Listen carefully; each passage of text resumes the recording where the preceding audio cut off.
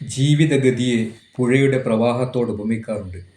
പുഴയുടെ ലക്ഷ്യം ഒഴുകിയൊഴുകി ആഴിയിൽ എത്തിച്ചേരുക എന്നതാണല്ലോ. അത് ഉറവിടത്തിലേക്കുള്ള തിരിച്ചുപോക്കാണ്. സമുദ്രജലമാണ് നീരാവിയായി ഉയർന്നതും മേഘമായി പരിണമിച്ചതും കാറ്റിൻ്റെ കരങ്ങളിലേറി പലയിടങ്ങളിലും എത്തിച്ചേർന്ന് പെയ്തതും. പെയ്തിറങ്ങിയ മഴവെള്ളം ഉറവയെടുത്ത് അരുവിയും പുഴയുമായി പരിണമിച്ച് ഒഴുക്കാരംഭിക്കുമ്പോൾ ലക്ഷ്യം സ്വാഭാവികമായും സാഗരമാകുന്നു. സൃഷ്ടിയുടെ സാഫല്യമായി പ്രകീർത്തിക്കപ്പെടുന്ന മനുഷ്യന് വിവേക വിചാരശേഷിയുണ്ട്.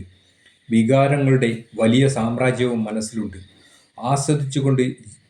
ആസ്വദിച്ച് ജീവിച്ചുകൊണ്ട് ഉറവിടത്തിലേക്ക് ആഘോഷ പ്രയാണം ചെയ്യുക എന്നതാണ് മനുഷ്യൻ്റെ പരമദൗത്യം.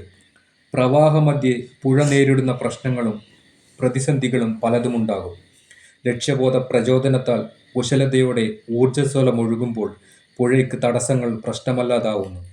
അതിക്രമണത്തിൻ്റെ യാത്ര നൽകുന്ന സന്ദേശങ്ങൾ അനവധിയാണ്. ഇരുകരയിലും വസന്തം വിതച്ചും ആശ്വാസം ചൊരിഞ്ഞും ഉത്സാഹമുണർത്തിയും പ്രചോദനം പകർന്നും പുഴ അവിശ്രമം ഒഴുകുന്നു. മുഖംമൂടികൾ പലതും മാറി മാറി അണിഞ്ഞ് മറ്റുള്ളവരെ സന്തോഷിപ്പിക്കാനും അവരെക്കൊണ്ട് നല്ലത് പറയിപ്പിക്കാനും ഭൂരിപക്ഷം പേരും തത്രപ്പെടുന്നു. അവരവർ അന്യരായി പോകുന്ന ദുരവസ്ഥ മാനവരാശിക്ക് അപമാനകരമാണ്. പരജനവഞ്ചനയും അതിലുപരി ആത്മവഞ്ചനയും ജീവിതത്തിൻ്റെ ഭാഗമായി പോകുമ്പോൾ രക്ഷപ്പെടാൻ പ്രയാസമാവും. തുച്ഛ താൽപ്പര്യങ്ങളുടെ സാക്ഷാത്കാരങ്ങൾ ലക്ഷ്യമാക്കി പോകുമ്പോഴാണ് വഴി പിഴച്ചു പോകുന്നത്. സമ്മർദ്ദങ്ങൾക്കും പ്രലോഭനങ്ങൾക്കും മുൻപിൽ സന്ധി ചെയ്യാനുള്ള ആവേശം ദൂരക്കാഴ്ചയോടെ നിയന്ത്രിക്കാൻ കഴിഞ്ഞില്ലെങ്കിൽ അത് സങ്കീർണ പ്രശ്നങ്ങളെ ആവാഹിക്കും. വ്യക്തി, കുടുംബ, ഔദ്യോഗിക ജീവിതങ്ങളൊക്കെ താളം പിഴച്ച നിലയിലാകും. ജാതിയുടെയും മതത്തിൻ്റെയും സാമൂഹ്യ വ്യവസ്ഥയുടെയും തത്വസംഹിതകളുടെയും ഭാഗമാകാതെ നാം സ്വയവും പരസ്പരവും മനസ്സിലാക്കണം.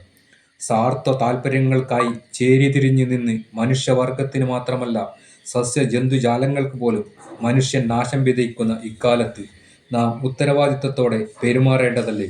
ഇവിടെ നടമാടുന്ന സർവ പ്രശ്നങ്ങൾക്കും കാരണം മനുഷ്യ സമൂഹമല്ലാതെ മറ്റൊന്നുമല്ലല്ലോ. അപ്പോൾ ആ സമൂഹത്തിൻ്റെ ഭാഗമായ താനും അതിനുത്തരവാദിയാണെന്ന് തിരിച്ചറിയണ്ടേ? ഈ തിരിച്ചറിവ് സ്നേഹത്തിൽ നിന്ന് മാത്രമേ ഉണ്ടാവൂ. അത് താൻ ഈ പ്രപഞ്ചത്തിൻ്റെ ഭാഗമാണെന്ന തിരിച്ചറിവ് പകരുന്നു. അപ്പോൾ സംഭവിക്കുന്ന മാറ്റം സമൂഹത്തിൻ്റെ